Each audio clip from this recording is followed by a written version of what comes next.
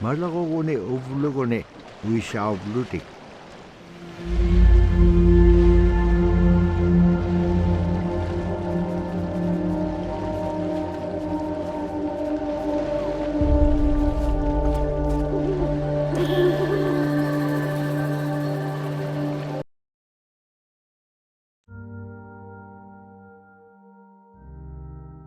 The scaredest I've ever been, I was 12 years old.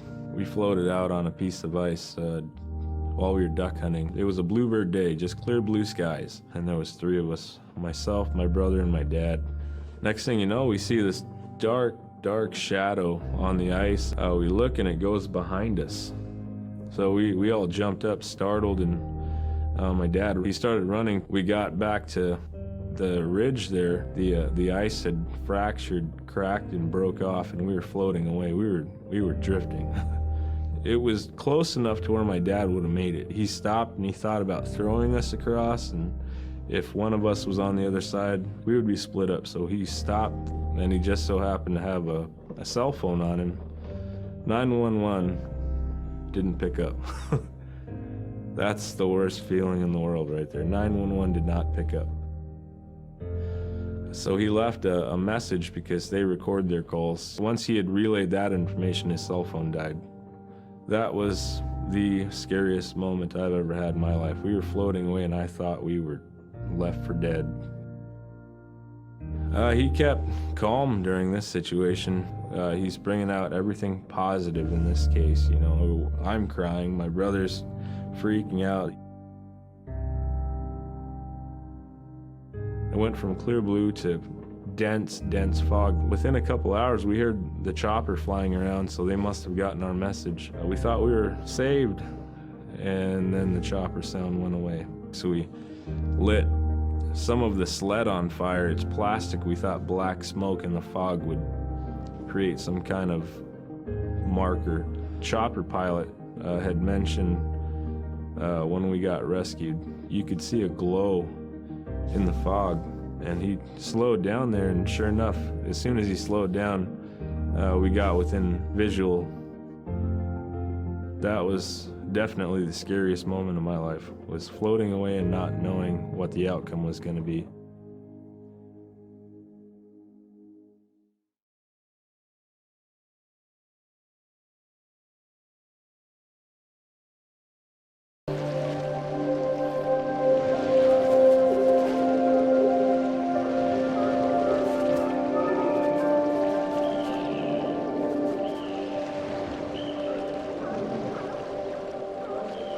Dabra tuwakaroa mo tikitsyuk.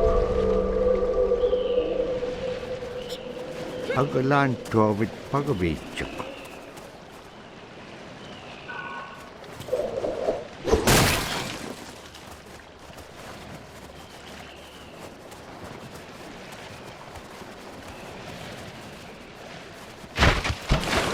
Siko nalunak tok kanok igilaganayak silama.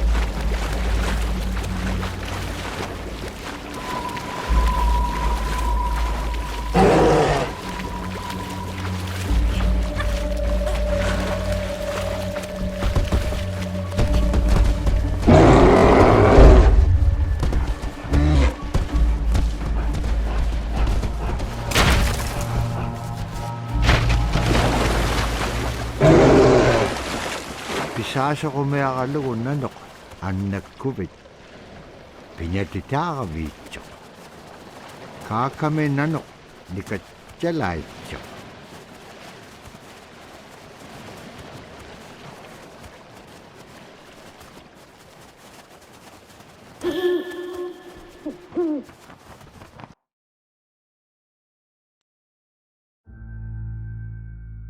We're very much aware of the climate change, and it's been for many years, even before climatologists were noticing this change. Inuit were already saying, "Sila alangoktok." Our climate is changing. If the heat is going the way it is right now, for us it's going to be pretty bad. Different birds are coming, and they're coming earlier, and sometimes rain is more than what we want, because when there's more rain, we know it's going to melt the permafrost. In my time as a young whaler, when I was 9 years old, we're hunting from ice that was about 25 feet thick. And there was giant icebergs already floating, coming by.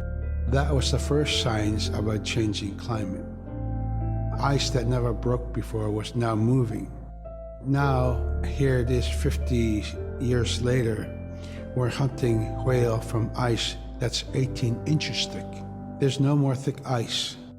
It's creating a malfunction in our whaling season is what it is. Actually, more than that, all seasons in general. I think we are more scientists than more people will realize. We have more knowledge of those things than people will ever know.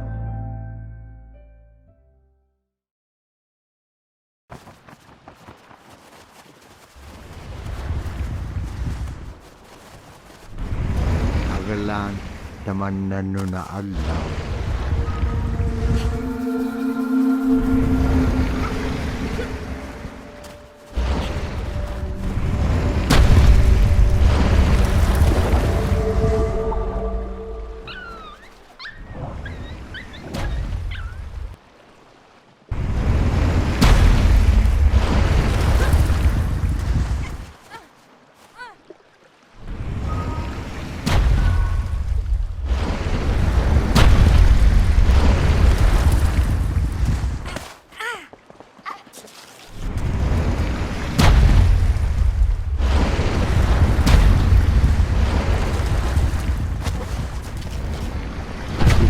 Lanik-sok, kalubayak.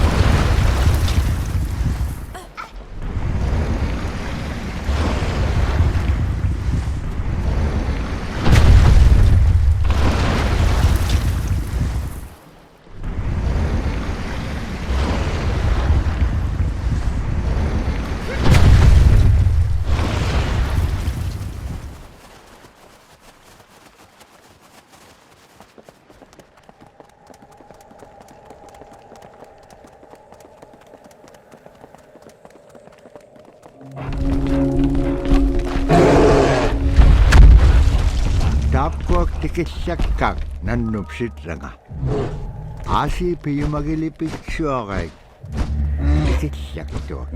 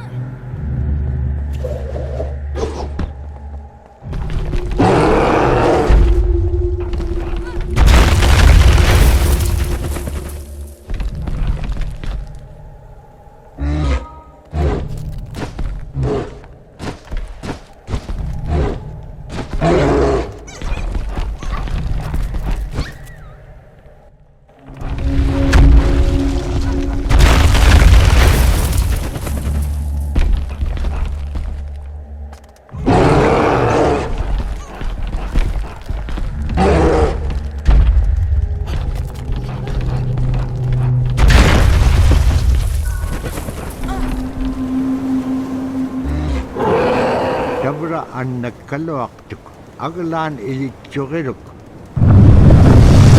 anuqipiaqtilaangan nunam atimikini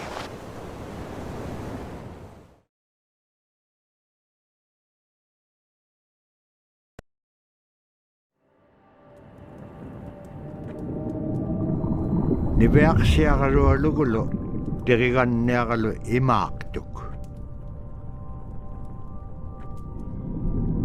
aasi taqium angalatkaqsipillugik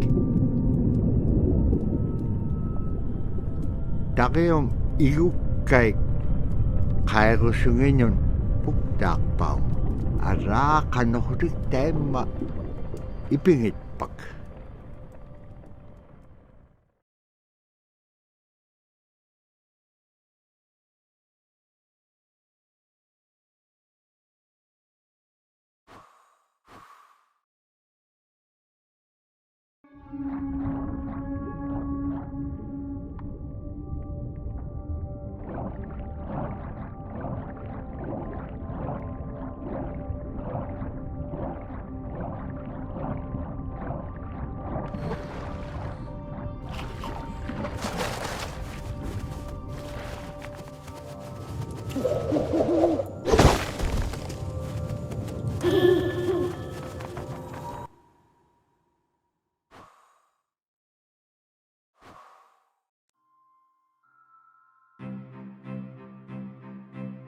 In, Arctic Alaska, hunting is a really important part of life. It's not just about going and shooting something, it's about going and putting food on the table. But more importantly, subsistence hunting isn't just about the insular family unit, it's about feeding the whole community. And I think that's one of the beautiful things about subsistence hunting in Alaska is that people go out and they'll go get, fish, or they'll get a caribou, and they'll get, seals and whales. And one of the first things they'll do is they'll say, oh, I need to take this to the elders.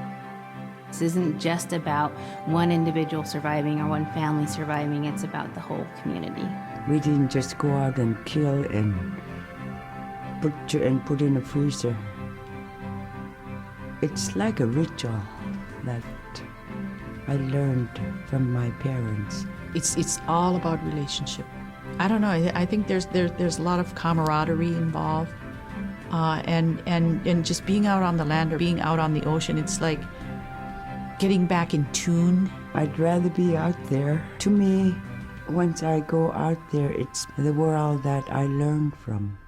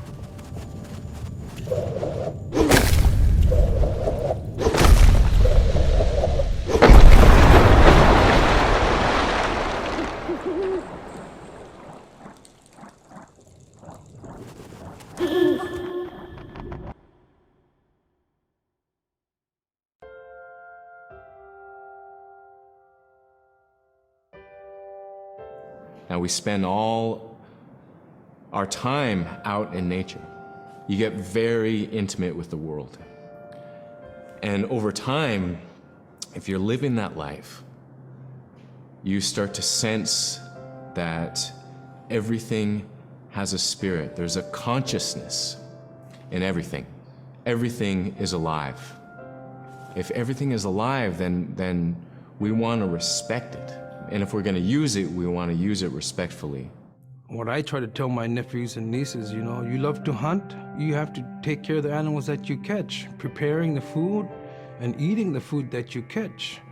Water provides you. The ice brings you life. It provides all those things that you need to be a part of your life. That was something I grew up with. I grew up respecting the animals. I grew up respecting the land. And that, to me, that is why we as Inupiaq, as an Inupiaq culture, as an Inupiaq people, is why we're so successful.